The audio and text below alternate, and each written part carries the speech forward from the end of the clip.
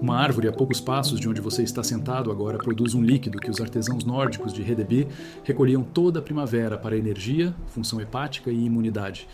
E há 10.000 anos ele não custa nada para obter. Esse saber sumiu da prática ocidental quase exatamente quando a indústria de suplementos engarrafados ganhou escala mundial, em meados do século XX. Não porque falhou, mas porque funcionava bem demais para ser vendido. O que você vai aprender a recolher é seiva de bétula. Crua, carregada de minerais, com enzimas ativas, e uma única decisão de timing, nos próximos minutos, vai determinar se a sua será potente ou água. Elsie Rosedal registrou em The Vikings, Penguin, 1987, que comunidades nórdicas de Birka a Hedeby mantinham relações sistemáticas e deliberadas com os recursos da floresta. Não uma coleta ocasional, mas uma extração sazonal organizada, integrada ao ritmo do ano. A bétula era uma árvore utilitária, casca para alcatrão, madeira para navios, casca interna como alimento em tempos de fome, e seiva, toda primavera, antes de a primeira folha abrir. O mecanismo que torna essa seiva biologicamente extraordinária não está na casca visível. Ele acontece no subsolo, agora, sob uma pressão impossível de imaginar da superfície. E você vai entender exatamente o que essa pressão faz, depois de aprender a capturá-la. O erro que a maioria comete ao tentar isso é furar fundo demais. Esse único erro arruína a extração e fere a árvore. Não perfure o cerne. Você vai entender por que a profundidade importa com tanta precisão quando estiver com a ferramenta na mão. Encontre uma bétula. Bétula prateada, bétula pubescente, qualquer membro do gênero Betula.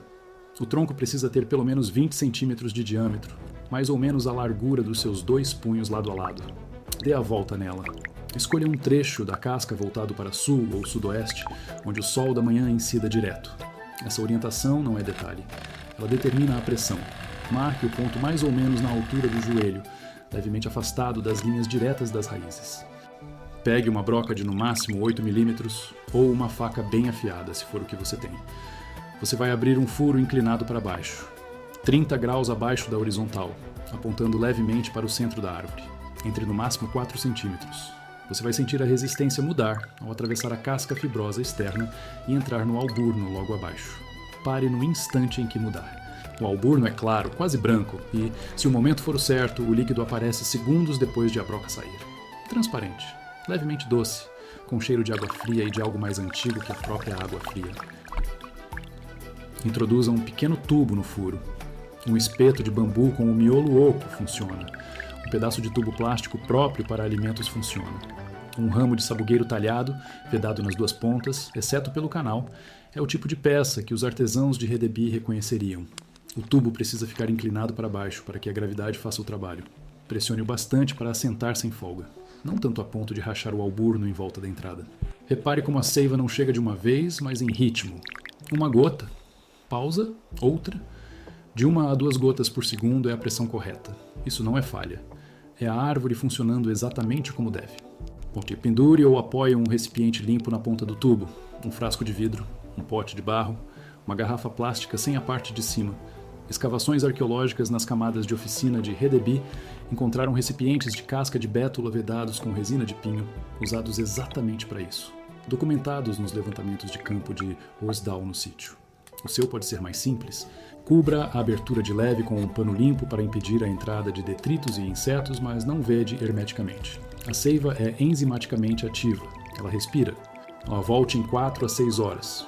Em condições ideais, noites ainda caindo abaixo de 0, dias ensolarados e passando dos 5 graus Celsius, uma única sangria numa bétula madura rende de 1 a 3 litros por coleta. Se você voltar e houver menos de uma xícara, a estação terminou. O motor disso é o ciclo de congelamento e degelo. Sem congelar à noite, não há pressão radicular. Sem pressão, não há seiva que valha a pena beber. Volte mais cedo na próxima primavera. A janela existe e é estreita. Agora, o passo que separava os coletores nórdicos bem-sucedidos daqueles que voltavam a uma extração morta. Não é a perfuração, não é o recipiente, é a vedação. Quando terminar a coleta, retire o tubo devagar e pressione no furo uma tampa justa de madeira dura, cortiça ou cera de abelha enrolada, até ficar rente à superfície da casca. A árvore não precisa de ajuda para cicatrizar. mas precisa que a ferida seja fechada para não perder pressão de seiva durante a noite. Um furo bem vedado numa árvore saudável pode ser reaberto e usado por 3 a 5 primaveras seguidas. Um furo sem vedação sangra até se esgotar, estressa o câmbio e fecha de vez. Uma ação, 30 segundos. A diferença entre um recurso e uma extração de uso único. Beba a seiva fresca em até 24 horas mantida fria. Depois de 48 horas ela fermenta. É outra bebida, usada de propósito em comunidades nórdicas, mas não foi isso que você recolheu hoje. A seiva crua e fresca é o tônico da primavera. É quase incolor, levemente doce no fundo da garganta e o corpo a absorve mais rápido do que água pura. Antes de beber uma porção diária completa, prove primeiro uma pequena quantidade. A limpidez deve ser perfeita, de incolor a levemente dourada, nunca turva, nunca com partículas. Registros etnobotânicos tradicionais da Escandinávia, compilados a partir de arquivos de medicina popular da Finlândia e da Noruega, descrevem 1 litro por dia durante a janela de coleta como a dose padrão. Essa janela dura de 2 a 4 semanas. O que o uso anual consistente faz com marcadores metabólicos de longo prazo ao longo de uma vida é exatamente onde a ciência está prestes a chegar. Há um princípio físico que explica por que isto não é água subterrânea com sabor. Explica por que o teor mineral é invulgarmente preciso e explica por que a janela da primavera é a única que importa. A árvore não está só a filtrar a umidade do solo. A pressão radicular, a força hidráulica gerada quando a temperatura do solo sobe e se formam gradientes osmóticos entre as células da raiz e a terra em redor, está a empurrar ativamente minerais dissolvidos para cima através do xilema, com pressões que podem passar de 3 atmosferas. Pense numa máquina de café expresso a forçar água quente por café compactado sob pressão, extraindo compostos que uma simples infusão nunca tiraria. Essa é a versão de cozinha. O nome técnico é pressão positiva do xilema e é um fenômeno exclusivo de árvores caducifólias, que só acontece no início da primavera, antes de a copa abrir e a transpiração passar a puxar a seiva. Quando as folhas surgem, a pressão radicular cai. A pressão que se acumulou todo o inverno carregada com tudo o que as raízes absorveram sai pela torneira que acabou de abrir. Depois, desaparece até ao ano seguinte. E o que sobe com essa pressão não é aleatório. É potássio, cálcio, magnésio, manganês, ácido fólico, ácido málico e xilitol.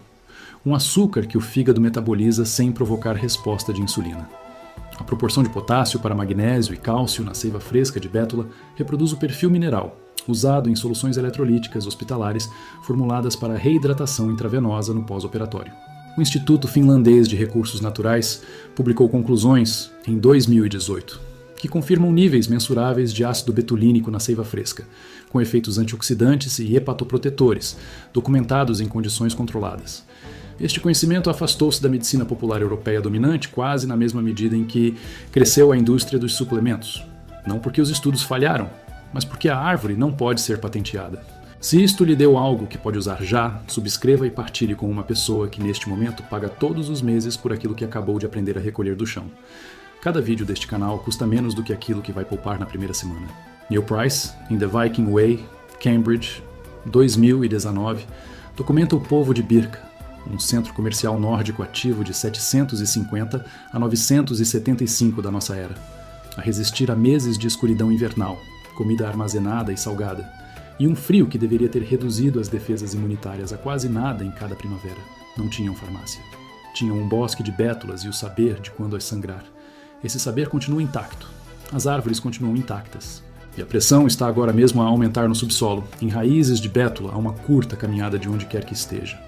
É alguém que tira da terra recursos em que nenhuma empresa pode colar um rótulo. O bosque de bétulas de Birka ainda produz. A árvore não sabe que passaram 1000 anos. Está a fazer exatamente o que sempre fez. E agora você também.